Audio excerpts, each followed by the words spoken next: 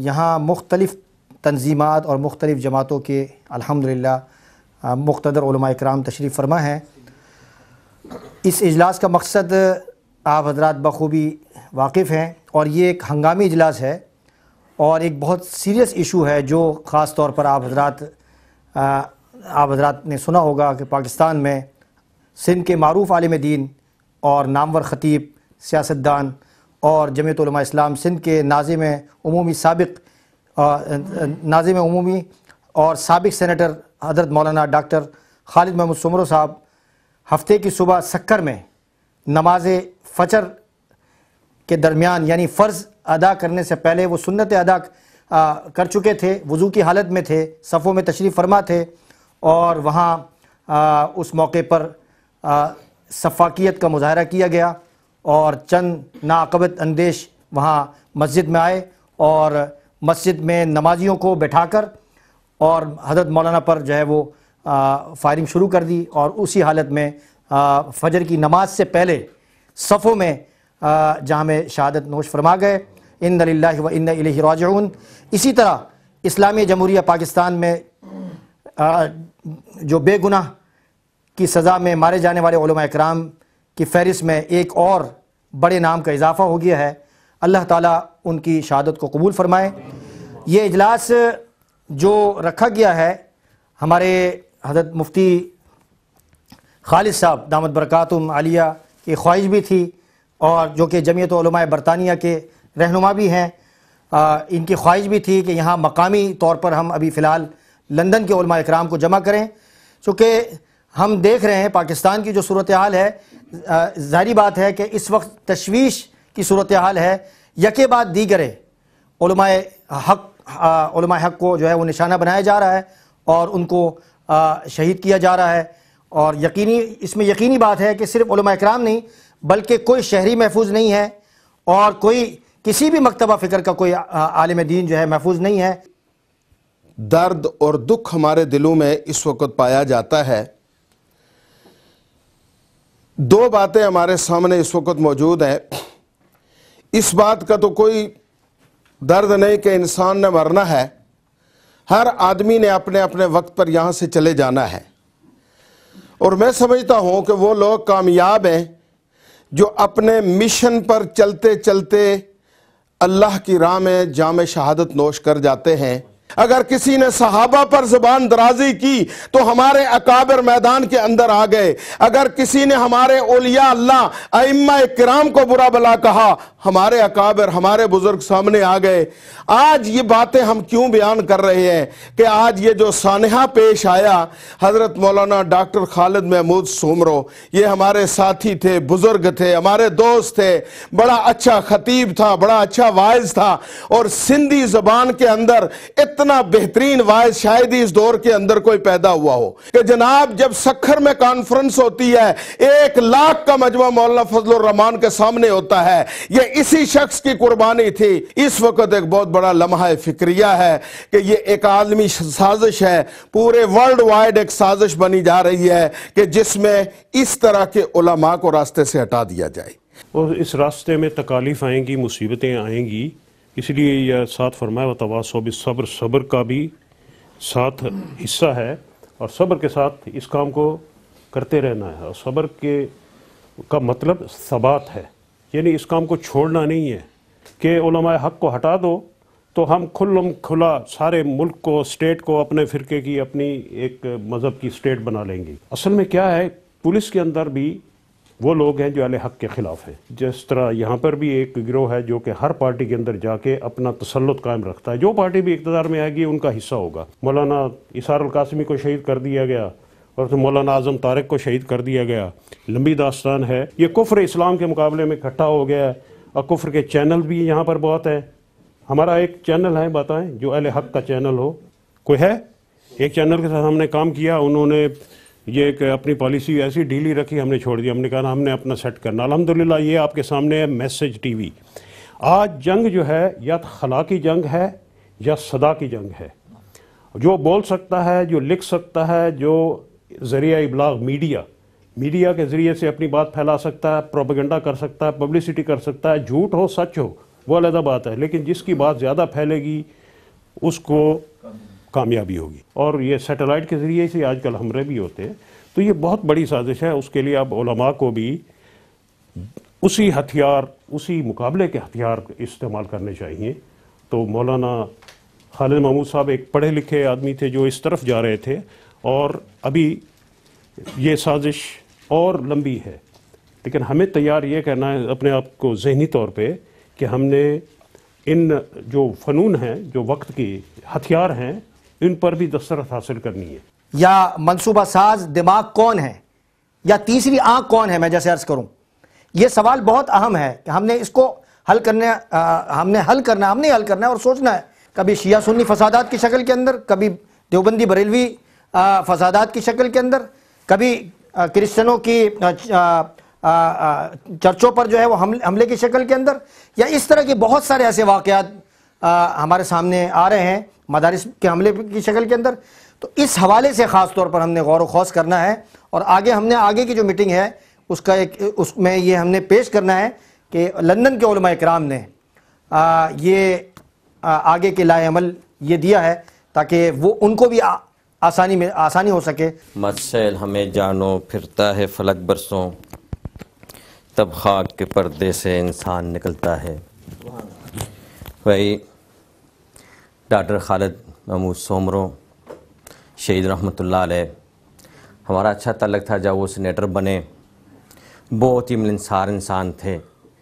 صرف وہ ممبر اور مسجد تک محدود نہیں تھے، غریب بستیوں میں جا کر خدمت کرنا، اور لوگوں کو وہ ایک بنیادی مسئلہ سمجھاتے تھے اور عملی طور پر سمجھاتے تھے جو ہمارے اکثر مسجد ممبر اور محراب سے وہ بیان نہیں ہو رہا. نماز کا مسئلہ تو بیان ہوتا ہے، روزے کو ہوتا ہے، حج کو ہوتا ہے، یہ تمام تر مسائل بیان ہو رہے ہیں اور لوگوں میں وہ آ بھی رہے ہیں، لیکن نہیں ہو رہا جو وہ یہ مسئلہ کہ سیاست. اس کا نتیجہ کیا ہے کہ اکثر لوگ کہتے ہیں یار مسجد اور مولوی اور سیاست کی یہ کیا؟ بھائی یہ تو انبیاء علیہ السلام کی اصل وراثت ہے، اور اس میں یہ جب بیان نہیں ہوگا تو قوم کے سامنے کیسے آئے گا؟ اور قوم نے تو پھر یہی کہنا ہے کہ یار مولوی اور سیاست یہ کچھ جڑتا نہیں ہے، اور یار یہ گندے لوگوں کا کام ہے. میں کہتا ہوں یہ کفریہ لفظ ہے، یہ انبیاء علیہ السلام کی وراثت ہے. رسول اللہ صلی اللہ علیہ وسلم کی حدیث مبارکہ کہ پہلے انبیاء علیہ السلام اپنی امتوں میں سیاست کرتے، میں آخری نبی ہوں، میرے بعد خلفاء ہوں گے اور کثرت سے ہوں گے. تو یہ تو انبیاء علیہ السلام کا ورثہ ہے، اور نہ بیان ہونے کی وجہ سے قوم کے سامنے دوسرا رخ آ گیا. وہ ایک جید عالم دین، ایک متقی پرہیزگار شخص تھے. نبی اکرم صلی اللہ علیہ وسلم نے فرمایا العلماء ورثۃ الانبیاء، علماء انبیاء کے وارث ہیں. یرفع اللہ الذین آمنوا منکم والذین اوتوا العلم درجات، کہ اللہ ان لوگوں کے اہل علم علماء کے درجات بلند کرتے ہیں. اللہ رب العزت کے سامنے علماء کا بہت بڑا مرتبہ ہے. نبی اکرم صلی اللہ علیہ وسلم نے فرمایا کہ میری امت بحیثیت امت کے گمراہ نہیں ہوگی، ایک جماعت ہمیشہ حق پر رہے گی. اتفاق قوت ہے، انتشار ضعف ہے. اگر اپنے آپ کو مضبوط بنانا چاہتے ہیں ہم تو ہمیں اپنے اندر اتحاد اور اتفاق پیدا کرنا پڑے گا. خیر اور شر کا تصادم شروع سے آ رہا ہے. اس وقت جو ہے شر منظم طریقے سے پوری قوت کے ساتھ سامنے آ رہا ہے.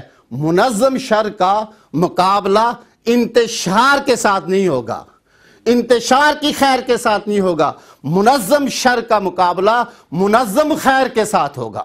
نتیجے اور رزلٹ کے لحاظ سے انشاءاللہ ہم کامیاب ہیں. آج ڈاکٹر سومرو کامیاب ہے. ہم گورنمنٹ سے یہ گزارش کرتے ہیں، لندن کے اندر اجتماع پر یہ مطالبہ کرتے ہیں کہ ڈاکٹر خالد محمود سومرو کے قاتلوں کو کیف کردار تک پہنچایا جائے. جتنے بھی علماء ہمارے اس سے پہلے شہید ہو گئے ہیں ان کے قاتلوں کو گرفتار کر کے ان کو سزا دی جائے، اور مولانا فضل الرحمان پر جو حملے ہوئے ہیں ان کو بتایا جائے کہ حملہ کرنے والے کون لوگ ہیں. ربنا ظلمنا أنفسنا وإن لم تغفر لنا وترحمنا لنكونن من الخاسرين ربنا لا تزغ قلوبنا بعد إذ هديتنا وهب لنا من لدنك رحمة إنك أنت الوهاب اللهم اغفره وارحمه وسكنه في الجنة اللهم اجعل قبره روضة من رياض الجنة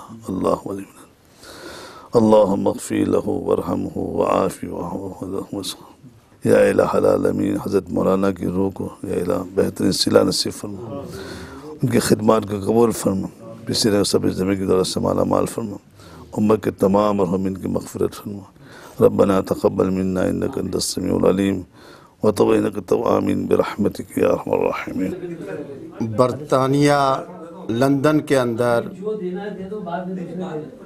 علماء کرام کا ایک عظیم الشان تعزیتی اجلاس ڈاکٹر خالد محمود سومرو کی شہادت کے بارے میں ہوا، جس کے اندر علماء کرام نے ڈاکٹر صاحب کو خراج تحسین پیش کیا، اور یہ متفقہ طور پر یہ جو اعلامیہ ہے یہ جاری کیا جا رہا ہے کہ ڈاکٹر خالد محمود سومرو سندھ کے معروف عالم دین، نامور خطیب، سیاستدان اور جمعیت علماء اسلام سندھ کے ناظم عمومی سابق سینیٹر مولانا ڈاکٹر خالد محمود سومرو ہفتے کی صبح سکھر میں نماز فجر کے بعد ایک قاتلانہ حملے میں شہید ہو گئے۔ انا للہ و انا الیہ راجعون۔ اس طرح اسلامی جمہوریہ پاکستان میں جرم بے گنائی کی سزا میں مارے جانے والے علماء کرام کی فہرست میں ایک اور بڑے نام کا اضافہ ہو گیا، اور امن و آشتی کی دھرتی سندھ ایک اور بڑے عالم دین کے خون سے رنگین کر دی گئی۔ مولانا ڈاکٹر خالد محمود سومرو کے قتل کے اصل محرکات کیا تھے، اس بارے میں حتمی رائے تو ٹھوس شواہد کی بنیاد پر جامع تحقیقات کے بعد بھی قائم کی جا سکتی ہے، تاہم سامنے کی حقیقت یہ ہے کہ یہ سانحہ وطن عزیز پاکستان میں حق گو علماء کی آواز کو خاموش کرنے کی درینہ سازشوں کی ایک نئی کڑی ہے، اور یہ امر بھی بعید نہیں۔ اس سازش کا مقصد ملک میں انتشار و خلفشار کو ہوا دینا ہو۔ اس سے چند روز قبل کوئٹہ میں جمعیت علماء اسلام کے امیر حضرت مولانا فضل الرحمان پر پر اصرار قاتلانہ حملہ ہوا، جس کے بارے میں ریاستی ادارے قوم کے سامنے حقائق پیش کرنے سے تاحال قاصر ہیں۔ کیا ڈاکٹر خالد محمود سومرو پر حملہ مولانا فضل الرحمان پر کیے گئے حملوں کا تسلسل ہے، اور کیا ان حملوں کا محرک اور منصوبہ ساز دماغ ایک ہی ہے؟ یہ سوال بہت اہم ہے۔ مولانا ڈاکٹر خالد محمود سومرو کا شمار ان علماء حق میں ہوتا تھا جو عوامی حلقوں میں زبردست اثر و رسوخ، مقبولیت اور محبوبیت رکھتے ہیں۔